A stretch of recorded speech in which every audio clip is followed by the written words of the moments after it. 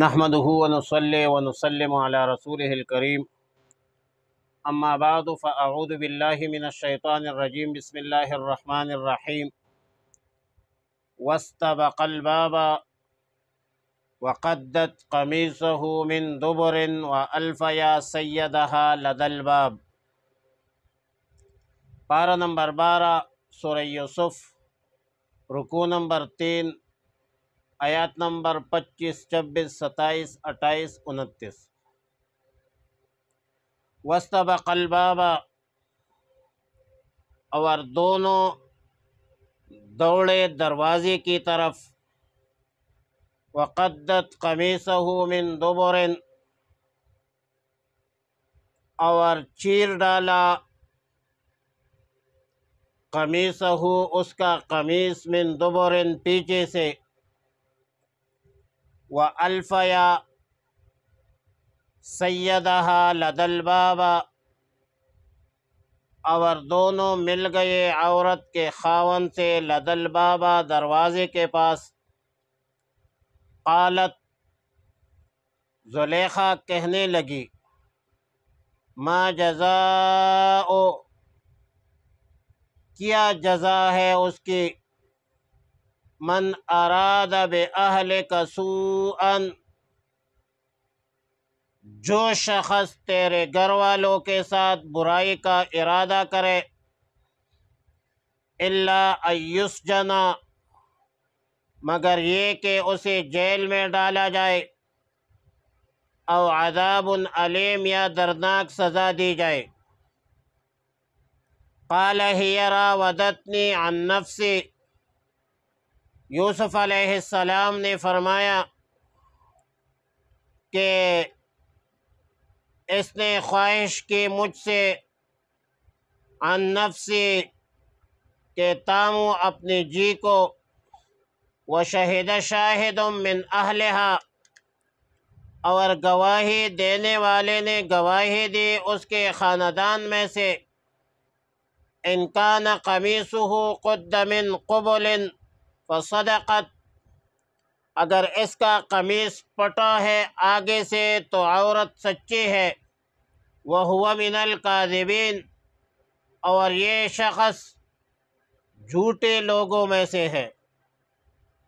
وَإِنْ كَانَ قَمِيصُهُ قُدَّ مِن دُبُرٍ فَكَذَبَتْ،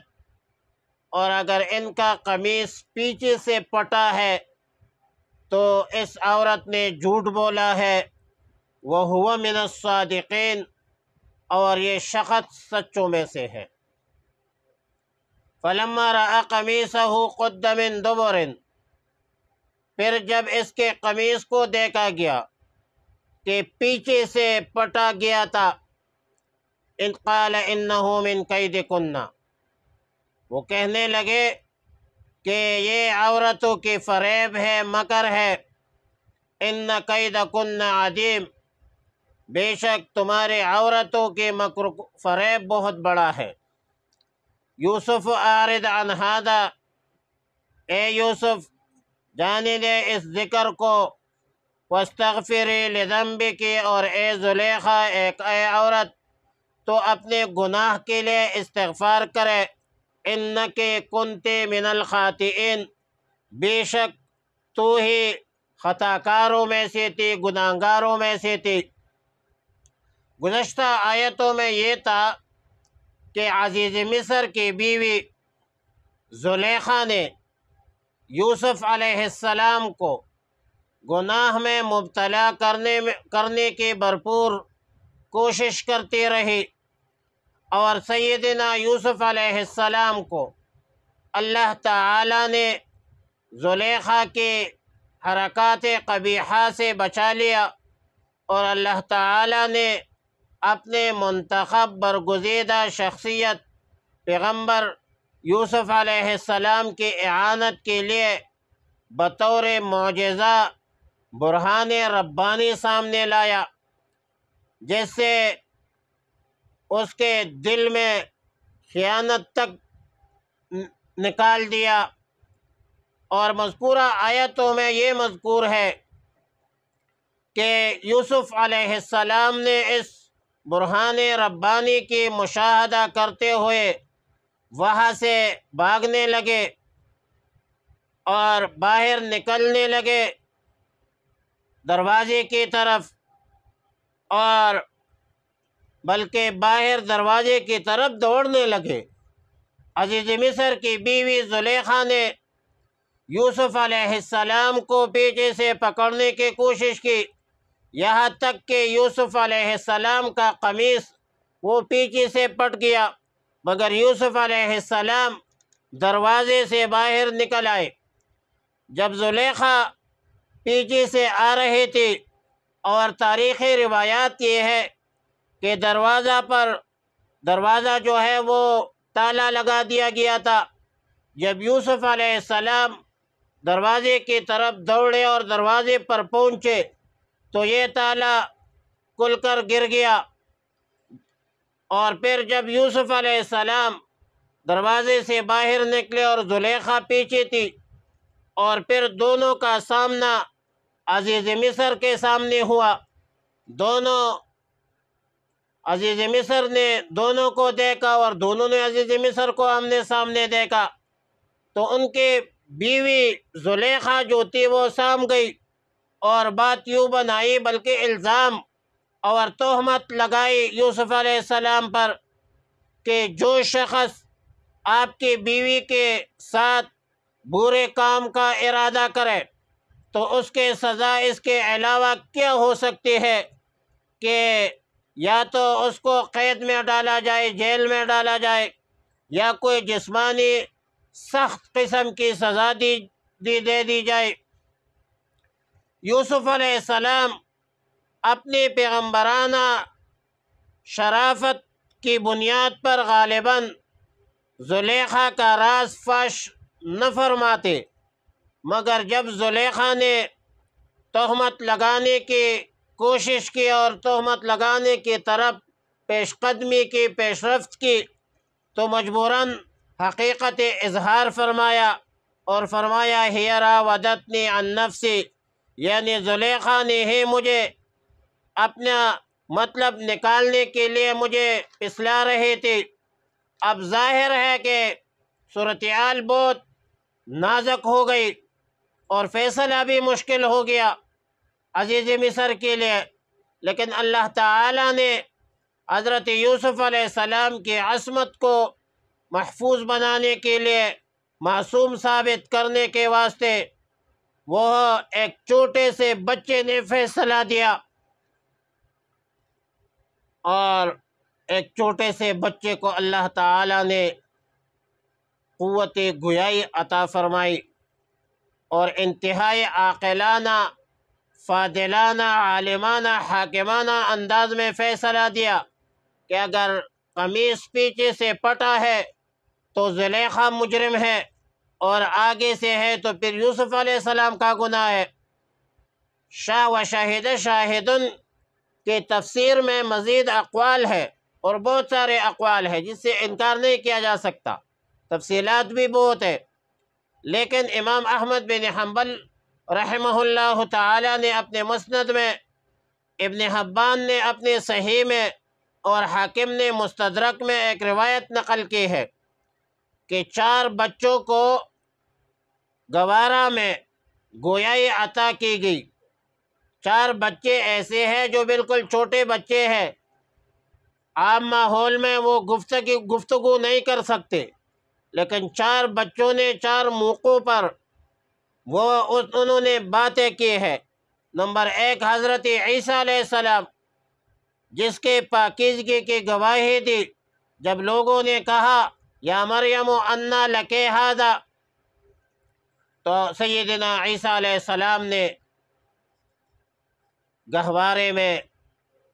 گہوارے میں اس نے تقریر کی، قال انی عبد اللہ آتانی الکتاب وجعلنی نبیا وجعلنی مبارکا۔ اور دوسرا بچہ بنی اسرائیل کا ایک بزرگ تھا، اللہ کا ولی تھا، بخاری شریف میں اس کا واقعہ ہے،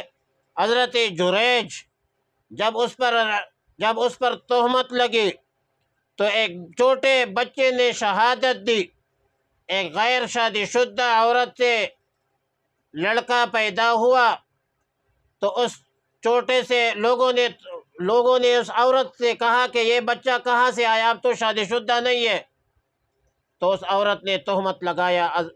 حضرت جریج پر۔ تو جریج تفصیلی واقعہ ہے، جریج نے اس بچے کو کہا کہ بچے بتاؤ تمہارا باپ کون ہے؟ تو اس چھوٹے سے 1-2 دن کے بچے نے گواہی دی کہ جریج میرا باپ نہیں ہے۔ تیسری بچی وہ ہے جب موسیٰ علیہ السلام پر فرعون کا شک و شبہ ہوا تو فرعون کے بال سنوارنے والی عورت کی ایک چھوٹی سی بچی تھی، اس کو اللہ نے قوت گویائی عطا فرمائی اور حضرت موسیٰ علیہ السلام کی وکالت اور شہادت کرنے لگی۔ چوتھا بچہ وہ شاہد ہے جس نے یوسف علیہ السلام کے حوالے سے پاکیزگی کا فیصلہ دیا۔ مفسرین نے لکھا ہے کہ مذکورہ آیتوں سے چند مسائل بھی مستنبط ہے، مستخرج ہے۔ پہلا مسئلہ یہ ہے کہ فاستبق الباب سے معلوم ہوتا ہے کہ جس جگہ گناہ میں مبتلا ہونے کا خطرہ ہو اس جگہ کو چھوڑنا چاہیے، جیسا کہ یوسف علیہ السلام جو ہے وہ گناہ کی جگہ کو چھوڑ کر باہر نکلنے واستبق الباب، دروازے کی طرف باہر نکلے، راہ فرار اختیار کیا مقامی جرم سے اور جرم کی گناہوں کی جگہوں سے۔ تو گناہوں کے مقامات سے گریز اور پرہیز کرنا، سائٹ پر رہنا، یہ اس فاستبق الباب سے معلوم ہوتا ہے۔ دوسرا مسئلہ یہ ثابت ہوتا ہے کہ اللہ تعالیٰ کی اطاعت میں انسان پر لازم ہے کہ اپنی استطاعت کے مطابق، اپنی صلاحیت اور استعداد کے مطابق جدوجہد کرے، اپنے بندگی کا ثبوت دے، باقی نتیجہ اللہ پر چھوڑے۔ جیسا کہ تاریخی واقعات کے مطابق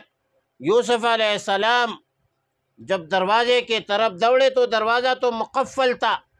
تالا تھا، لیکن اللہ نے وہ دروازہ جو ہے وہ کھول دیا۔ تیسرا مسئلہ یہ ثابت ہوتا ہے کہ اگر کسی شخص پر تہمت لگ جائے یا کسی شخص پر تہمت لگ گیا تو اپنی صفائی پیش کرنا یہ انبیاء علیہم السلام کی سنت ہے، اور صفائی کا موقع دینا یہ انسانی حقوق میں شامل ہے۔ اپنی صفائی کو چھوڑنا یہ توکل نہیں ہے، یہ کوئی بزرگی نہیں ہے، بلکہ خاموش رہنا یہ ایک قسم جرم متصور ہوتا ہے، خاص کر معاشرے میں۔ اگر آپ مجرم نہیں ہیں تو ڈٹ جاؤ،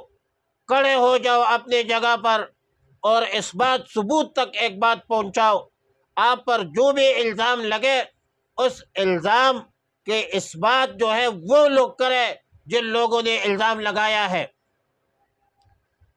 یہ انبیاء علیہ السلام کی سنت ہے۔ چوتھا مسئلہ اور یہ حریت ہے، شیخ الہند مولانا محمود الحسن رحمۃ اللہ علیہ کا جو فکر ہے اور شیخ الحدیث مولانا عبدالحق رحمۃ اللہ علیہ کا جو سوچ کہ ہمارے اندر دیندار طبقے کے اندر کم از کم حریت کا جذبہ ضروری ہے، کہ ہمارے آزادی اور خود مختاری جو ہے ہمیں عام بندہ مولی اور گاجر نہ سمجھے۔ آپ بات کریں، اگر آپ پاک ہے، صاف ہے تو آپ دلیل سے بات کریں، شواہد شہادت پر بات کریں، آپ ایسے منہ بند نہ کریں۔ اگر آپ کا منہ بند ہو گیا، آپ نے اپنی صفائی پیش نہیں کی تو لوگ ان کو الزام کو سچ سمجھیں گے، بھاگنا نہیں ہے کسی ایسی جگہ سے۔ چوتھا مسئلہ یہ ثابت ہوتا ہے کہ لفظ شاہد تو فقہ مقدمات میں، معاملات میں پر بولا جاتا ہے، اور یہ اس سے وہ شخص مراد ہوتا ہے جو تنازع میں چشمدید گواہ ہو، جس نے اپنے آنکھوں سے دیکھا ہو۔ آیات مذکورہ میں شاہد سے تعبیر فیصلہ کرنے والے کے معنی پر ہے، تاکہ تصفیہ حل معاملات جو ہے وہ جانتا ہو، اس کو بھی شاہد کہتے ہیں۔ پانچواں مسئلہ اور اہم مسئلہ یہ ثابت ہوتا ہے کہ مقدمات میں، خصومات میں، تنازعات میں، فیصلوں میں، جرگوں میں قرائن، شواہد، علامات اور ان چیزوں کا بڑا عمل دخل ہوتا ہے. جیسا کہ یوسف علیہ السلام کے واقعہ میں، یوسف علیہ السلام کی قمیص پیچھے سے پٹی تھی. یوسف علیہ السلام نے راہ فرار اختیار کیا تھا اور گناہ سے بچنے کی ایک جدوجہد اور کوشش کر رہا تھا. جب زلیخا کا قصور ثابت ہوا تو فرمایا کہ انہو من کیدکن، یہ عورتوں کی مکر ہے. تفسیر قرطبی میں بروایت سیدنا ابو ہریرہ رضی اللہ تعالیٰ عنہ منقول ہے کہ رسول اللہ صلی اللہ علیہ وسلم نے فرمایا کہ عورتوں کا مکر شیطان کے مکر سے زیادہ ہے، کیونکہ عورتوں کے بارے میں اللہ تعالیٰ نے فرمایا ان کیدکن عظیم. شیطان کے بارے میں فرمایا کہ ان کید الشیطان کان ضعیفا،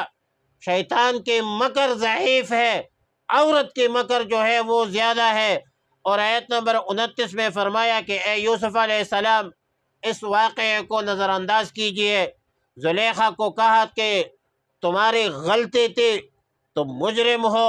سراسر تمہاری غلطی تھی، اور اس غلطی پر استغفار پڑھو اور شوہر سے معافی مانگو، اور یوسف علیہ السلام سے یا یوسف علیہ السلام سے بھی معافی مانگو. اس کو کہتے ہیں احقاق ما هو الحق. حق کے اس بات کے لیے آپ کو دلائل دینے پڑتے ہیں، آپ کو کردار ادا کرنا پڑتا ہے. نظام عدل کے قیام کے لیے آپ نے خود قربانی دینی ہوگی. اگر آپ دلائل کی دنیا میں پیچھے ہٹ جائے، آپ چشم پوشی اختیار کریں، تو پھر آپ کے حقانیت پر وہ زمین بوس ہوگی، پھر آپ کی طہارت، نفاست، دین اور دینداری جو ہے وہ برقرار نہیں رہے گی. ڈٹنا پڑتا ہے استقامت کے ساتھ، جرأت کے ساتھ، امانت کے ساتھ، دیانت کے ساتھ، اور ایک باکردار آدمی بن کر سامنے کھڑا ہونا ہے، اور کردار بھی صاف ستھرا رکھنا ہے تاکہ کسی کو یہ وہم، یہ شک و شبہ بھی نہ ہو، اور کوئی ماں کا لال آپ کو بلیک میل بھی نہ کرے. مسلمان کی شان یہ ہے کہ نہ وہ کسی کو دھوکہ دیتا ہے، نہ کسی سے دھوکہ دیتا ہے. عمر فاروق رضی اللہ تعالیٰ عنہ فرمایا کرتے تھے لا نخدع ولا نخدع، ہم نہ کسی کو دھوکہ دیتے ہیں نہ کسی سے دھوکہ کھاتے ہیں، اور اسی عزت کے ساتھ زندگی گزارنا جو ہے یہ اصل دینداری ہے. عزت و وقار کے ساتھ زندگی بسر کرنا یہ اصل دینداری ہے، اور عزت کی موت جو ہے وہ شہادت کی اور عزت کی موت ہے. وآخر دعوانا الحمد للہ رب العالمین.